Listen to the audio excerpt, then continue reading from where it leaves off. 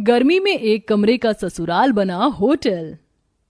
अरे मोरी मैया, कितनी गर्मी हो रही है। गर्मी से हाल बुरा हो चुका है। बहू जल्दी आ जा, मैं तो शादी की तैयारी से ही थक चुकी हूँ। भगवान का शुक्र है कि ये शादी निपट गई। वो तो है माँ जी। ये कहकर रचना कलश के चावल गिराकर घर के अंदर आती है। अरे अंतरा, अब तो तेरी बहू आ गई है।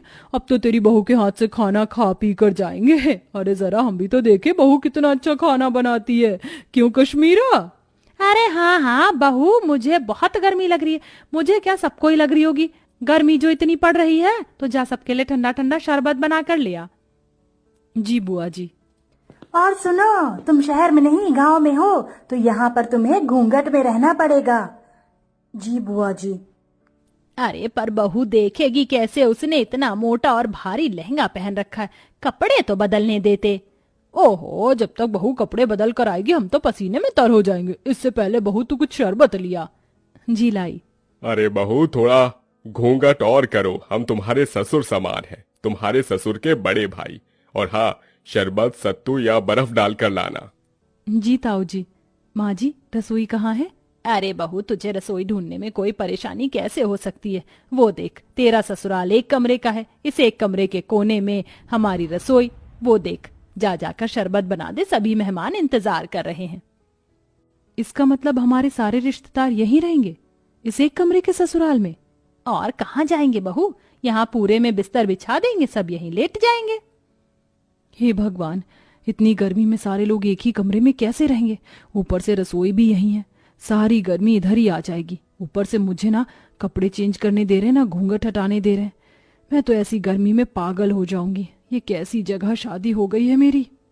इतना कहकर दिल पर पत्थर रखकर उस एक कोने की रसोई में रचना बड़ी मुश्किल से घूंघट में शरबत बनाती है और एक एक करके सभी मेहमानों को शरबत देती है। अरे बहू, इतना सा ही शरबत बनाया था क्या? अरे जरा अपने घर के लोगों को तो देखो, सारे मेहमान हैं। जाओ और शरबत बनाकर लेकर आओ। जी अभी लाई। अरे अंतरा मामी, भूख भी लग रही है, अपनी बहू से कह दो कि थोड़ा कुछ खाने पीने को भी ले आए, सारे मेहमान भूखे बैठे हैं। हाँ विनोद बेटा, मैं अभी खाना बनवा देती हूँ, या बहू खाना भी बना ले।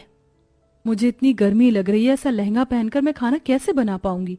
और यहाँ तो कोई कमरा भी नहीं है जहाँ मैं चेंज कर पाऊं। इसीलिए तुझे मना कर रही हूँ, अभी सबको खाना दे दे, शांत होकर बैठ जाएंगे, तो तू अपने बाकी के काम निपटा लेना। जी माँ जी। बड़ी मुश्किल से रचना खाना बनाने के लिए लहंगे में बैठ पाती है। पूरी सब्जी बनाते बनाते उसे पसीने आने लगते हैं। हे भगवान, मैं तो थक गई। पता नहीं कैसे लोग हैं जो इस एक कमरे के ससुराल को समझ रखा है। और नहीं, बहू इन्हें नौकरानी लग रही है। आते ही नहीं बहू से कोई काम करवाता है क्या? अरे बहू, मेरे भतीजे का भूख से हाल बेहाल हो रहा है, जरा जल्दी खाना बना। बस माँ जी, पूरी प्लेट में लगा रही हूँ। मुझे क्या रोबोट समझ रखा है? एक तो इतनी गर्मी लग रही है, पंखे की भी हवा नहीं आ रही इस कोने में। रचना प्लेट लगाकर सबको खाना देती है। खत्म हो जाने पर बैठने आती है कि लहंगे की वजह से उसका पैर फिसल जाता है और माधव उसे संभाल लेता है। रचना, तुम ठीक तो हो ना? आप तो रहने दीजिए, आपको मेरी कोई फिक्र नहीं है। अगर फिक्र होती तो पूछते कि इतने लंबे से घूंघट में, भारी से लहंगे में मैं कैसे बार बार सबको खाना परोस रही हूँ। ये मैं ही जानती हूँ। आपको क्या है, अपना सहरा शेरवानी उतार कर बैठ गए हैं 4 जनों में खी खी खी खी करने। अरे रचना, ऐसी कोई बात नहीं है, मैं माँ से बात करता हूँ। अरे बेटा, यहाँ बहू के साथ क्या कर रहा है? हमारे साथ भी आ जा, बैठ जा। और बहू, राजन विनोद की प्लेट खाली है, जाओ उन्हें सब्जी पूरी दे दे। जी जी अभी। और तुम तो छोड़ो मेरा हाथ। वो समय रचना अपने पति के पेट में एक कोहनी मारकर चली जाती है। आउच! क्या हुआ बेटा? कुछ नहीं ताऊ जी। फिर सबको खाना देने के बाद रचना थक जाती है और बैठे बैठे सो जाती है। उसे देख कश्मीरा जगाने जाती है तो माधव मना कर देता है। बुआ जी, उसे उठाइएगा मत, बेचारी गृह प्रवेश के बाद से ही सबको खाना दे रही है, एक पल के लिए भी बैठी नहीं है। और देखिए कितना पसीना आ रहा है, उसे लहंगा भी नहीं उतारने दिया आप सबने, थोड़ा तो रहम कीजिए। ओहो, देख रही है, तेरा बेटा अभी से ही बहू के पक्ष में हो गया। चलो अच्छी बात है, हम कौन से तुम्हारी पत्नी को परेशान कर रहे हैं, सोने दो। माधव पास के बिस्तर पर उसे सुला देता है और एक पर्दा डाल देता है, जिससे सारे बड़े बुजुर्ग रिश्तेदार उसे ना देखें। ऐसे ही शाम हो जाती है। रचना अपने कपड़े बदलकर आराम से बैठी थी कि मौसिया सास सुधा उसके पास आती है। अरे बहू, तुझे कितनी बार बताऊं घूंघट करके रख, तेरे किसी भी सास ससुर ने देख लिया तुझे तो गजब हो जाएगा। नई बहू को पर्दे में ही रहना चाहिए, समझी? अब जा जाकर चाय बना। मैं चाय तो बना दूंगी, पर मैं तो पहले इस तरफ बैठी हूं ना, मुझे कोई भी नहीं देख सकता, तो थोड़ी देर घूंघट ऊपर कर लूंगी तो क्या हो जाएगा। मुझे भी गर्मी लग रही है, और ऐसा तो है नहीं किसी ने मेरी शक्ल नहीं देखी, सबने शादी में मुझे देखा है। देख ले अंतरा, देख ले तेरी बहू कैसे अभी से ही जबान लड़ा रही है। अरे मैं तो मौसी हूँ, मुझे इस बात का बुरा नहीं लगेगा, लेकिन कोई और होता तो तौबा तौबा तौबा। छोड़ ना सुधा, ऐसी बात नहीं करते, जा सबके लिए चाय नाश्ता लेकर आ। ये बोलते ही रचना घूंघट करके फिर से गर्मी में सबके लिए चाय बनाती है। अब इतने सारे मेहमान थे, हर कोई थोड़ी थोड़ी देर बाद अपने खाने पीने की फरमाइश कर रहा था। ऊपर से हल्की साड़ी पहनने पर विनोद कहता है, देखो रचना, मैं तुम्हारे जेठ की तरह हूँ और अभी तुम्हारी नई शादी हुई है, इसलिए बता रहा हूँ इतनी हल्की साड़ी मत पहनो। जो नई नवेली दुल्हन हो तो थोड़ी भारी साड़ी पहनो। भाई साहब, गर्मी लग रही है इसलिए मैंने थोड़ी हल्की साड़ी पहनाई है। कोई बात नहीं, थोड़ा बर्दाश्त करो और अपने हाथ के पकौड़े भी बनाकर खिला दो। फिर कहाँ मैं बार बार आने बैठ रहा हूँ, मुझे तो आगरा ही चले जाना है। अब मेरा भेजा फ्राई हो रहा है, शादी करके पछता रही हूँ।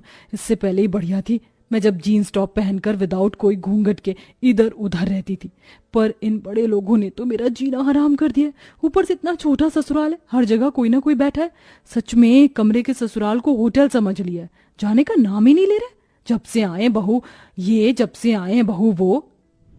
जी भाई साहब, लाई अभी पकौड़े। इतना कहकर रचना फिर से चूल्हा जलाकर गर्मी में बैठकर पकौड़े बनाती है। उस चूल्हे का धुआं और गर्माई सीधे रचना के मुंह पर लग रही थी। बस अब मुझे और नहीं होगा, मैं पागल हो जाऊंगी इस गर्मी में, थोड़ी देर बाहर चली जाती हूँ। पकौड़े उतार कर वो थोड़ा बाहर जाकर हवा लेते हैं। भले ही बाहर गर्मी सही, लेकिन उतनी भभक तो नहीं है जितना अंदर एक कमरे में है। भगवान जाने कैसे आलसी जानवर की तरह सब एक साथ अंदर हैं, ये भी नहीं कि अपने घर चले जाएं। अरे सर, सुकून तो अपने घर पर ही होता है, लेकिन यहाँ के रिश्तेदार बड़े मक्खी की तरह हैं जो गुड़ से चिपक जाते। एक काम करती हूँ, फ्रिज के ठंडे पानी से मुंह धोकर अंदर चली जाती हूँ, वरना सब बोलेंगे।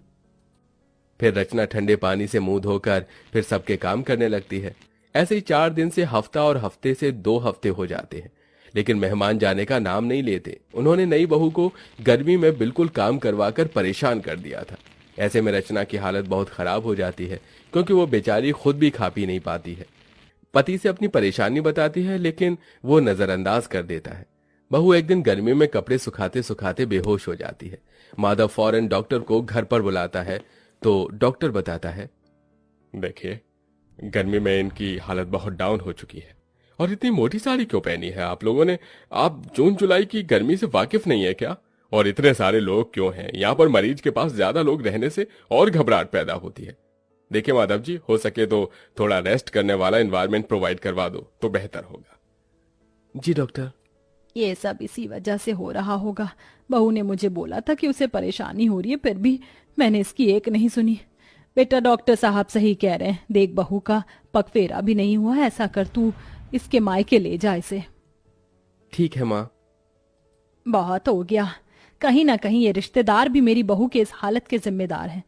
बहुत दिन खाना खा लिया मेरे घर को होटल समझकर, अब मुझे इन्हें यहाँ से निकालना ही होगा। सुनिए, आप सब थोड़ा बाहर जा सकते हैं? जो डॉक्टर साहब ने बोला है उसी के लिए बोला है मैंने। हाँ हाँ ठीक है, चलो चलो सब बाहर चलो। उनके बाहर जाते ही अंतरा बहू से कहती है, बहू मैं समझ सकती हूँ, तू बहुत परेशान हो गई थी, इसलिए अब मैं तुझे तेरे मायके भेज रही हूँ, और इन मेहमानों की तो छुट्टी मैं करूंगी। काश तेरी ये बात मैंने पहले समझ ली होती। कोई बात नहीं माँ जी, ये सब हो जाता है, आप अपना ख्याल रखना। हाँ हाँ। कुछ देर बाद माधव रचना को लेकर उसके मायके चला जाता है, और फिर अंतरा शाम से लेकर अगले 4 दिन तक रोज फीका खाना बनाती है और बहाने लगाती है। तभी सुधा, कश्मीरा, मुकेश खाने को मना कर देते हैं। अरे नहीं नहीं, बस जिज्जी अब और नहीं चाहिए। अरे खा लो पेट भरकर, बहू के हाथ से भी तो कहते थे बार बार। पर तुम्हारे हाथ से नहीं खा सकते ना अंतरा। रचना बहुत ज्यादा अच्छा खाना बनाती थी, इसलिए खाते थे। और वैसे भी अब हम सबको बहुत दिन हो गए हैं, अब हमें अपने घर को निकलना चाहिए। हाँ हाँ, अब हम सबको अपने घर जाना चाहिए, हम चलते हैं। इस तरह सारे मेहमान मजबूरन खुद ही अंतरा का बेकार खाना खाकर वहां से भाग जाते हैं और कुछ दिनों बाद ही नई बहू